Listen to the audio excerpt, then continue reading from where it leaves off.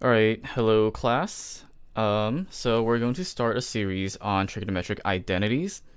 And basically how it works is we start with some of the stuff we've learned previously of sine, cosine, tangent, and all those things and how they're related to each other. And essentially we're able to derive a whole bunch of different things just with some basics. Here are the basics that we're going to work with first, and you'll just see as we go throughout the series, you're going to be able to do a whole bunch of stuff with them. Alright, so the first thing that I want to say is there's this word. Practice. You have to practice, and you have to try.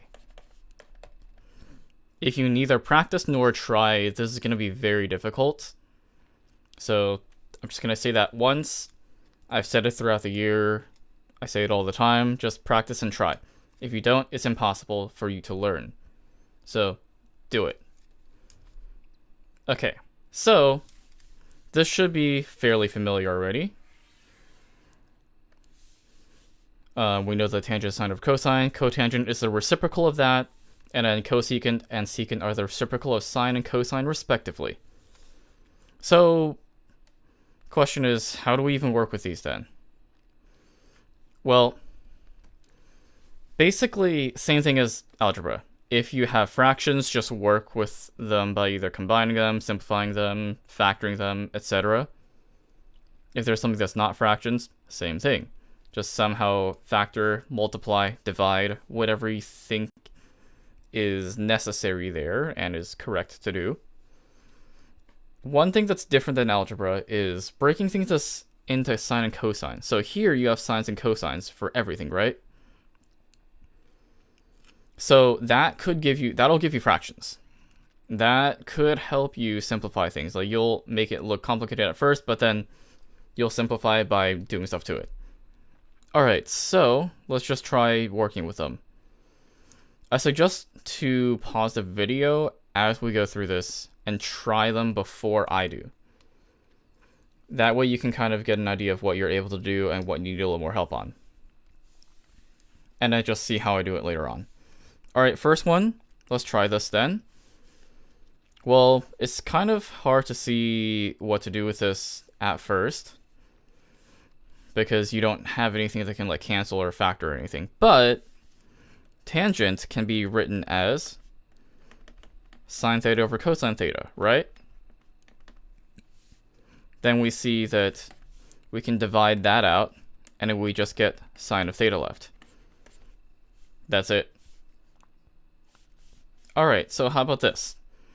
I use b partly because I want to give us different variables, not get used to just x and y and theta. Alright, tangent of b. We know that that can be broken into sine over cosine. So sine of b over cosine of b. And then we get sine of b times the reciprocal of that.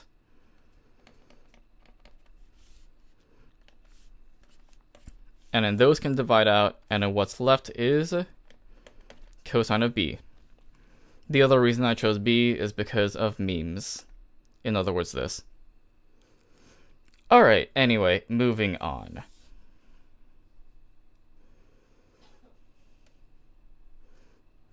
So there's this identity over here that I want us to look at.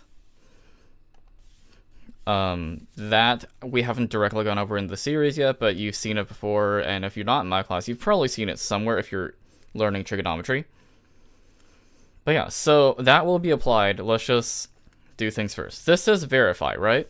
So that means you take the left-hand side, and you're going to show that it equals the right-hand side if you just do algebra to it. So I'm just going to take the blue side first, and then simplify it a bit. Let's see, so tangent of x plus cotangent of x. We can't really do much with it yet, so let's see. Let's break that into sines and cosines. It can maybe work. Will it always work? Not necessarily, but it's always a good idea to just try to see if it'll work. Alright, so we got fractions adding together, right? So what we can do is just get a common denominator. Easiest common denominator is just multiply the denominators by each other. So we multiply sine of x over sine of x here, multiply cosine of x over cosine of x, and then we get sine squared x plus cosine squared x, all divided by the common denominator. Notice I didn't break this up into two steps. By this point, if you're taking trigonometry, you should be able to do that in your head. And if not, just review your basics. Review stuff from basically elementary school. Just fraction math, basically. Alright, so also notice what I did was I replaced this with 1. That works because sine squared of something plus cosine squared of something equals 1, as long as the somethings are the same. So our goal is cosecant times secant.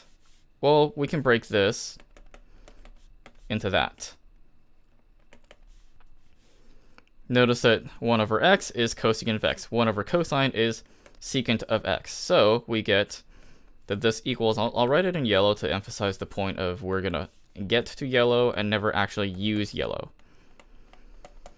And we have verified the identity. Alright, so as you can see, we use a lot of those strategies that I mentioned. It's not too difficult. Some of them are going to be a little more tricky, but we'll just practice a whole bunch of them, see how the strategies work, and the key is just practice, try things. If it doesn't work, try something else. And we're going to get a few other identities in the next video and subsequent videos and just practice a lot more.